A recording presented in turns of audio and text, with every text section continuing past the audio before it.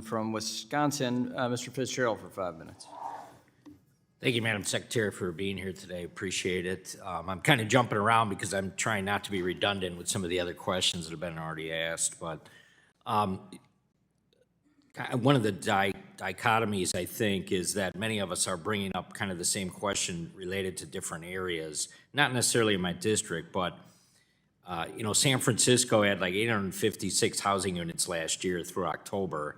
And then I know Texas was brought up by Mr. Muser earlier, New Braunfels, Texas, which has become kind of a poster child for huge housing boom, 1,940 units in the same period. Do you think affirmatively furthering fair housing rule, that rule will help or hamper kind of just natural development by home builders throughout the nation? Have you taken a look at that issue and how the rule could affect that? First off, I'm not at liberty to talk about a rule that is in the process of being reviewed.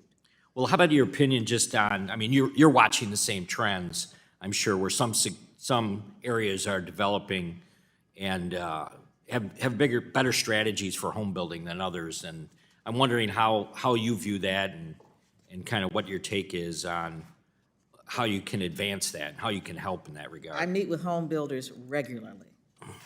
They know that the rule is there. They have the opportunity to comment on the rule. We will look at their comments and we will try to accommodate as best we can their concerns. Right. Very good. I'm just concerned that there's, hasn't been a kind of formal opinion. And I meet with home builders too, both in my district in Wisconsin and obviously those that may come in with one of the associations. And they all have the same frustrations, which I think is that they'll go to a municipality, they'll have a discussion with the home builder, the city council or the village board will say, we'd love to build a new subdivision, but quite honestly, when the subdivision is completed, the average cost of a home in that subdivision is $500,000. Well, that's not what these municipalities are looking for. That's certainly not advancing, I think, the overall agenda of continuing home building. So I would hope that you would oversee and kind of take a look at how we could advance that. Let me move quickly. Many lenders have stated that the cost and complexity of servicing FHA loan is significantly more compared to Fannie Mae and Freddie Mac loans. Are there any plans for HUD to reform FHA's servicing to fall more in line with the GSE's model for servicing? I'm not aware of any complaints we've received. So Okay. if you have people that are saying that to you, please have them contact us. Okay, very good. And while I know you don't directly oversee FHFA, they plan to require, I think this came up earlier today, they plan to require Fannie Mae and Freddie Mac to transition from the current requirements that lenders provide credit reports for all three national consumer reporting agencies to 2. Have you guys monitored this, and do you think at some point HUD will examine how the proposed move by FHFA to a buy-merge system will affect HUD's goal of increasing home ownership? And we'll certainly look at it. I mean, FHA, though, has no plans to go to that model.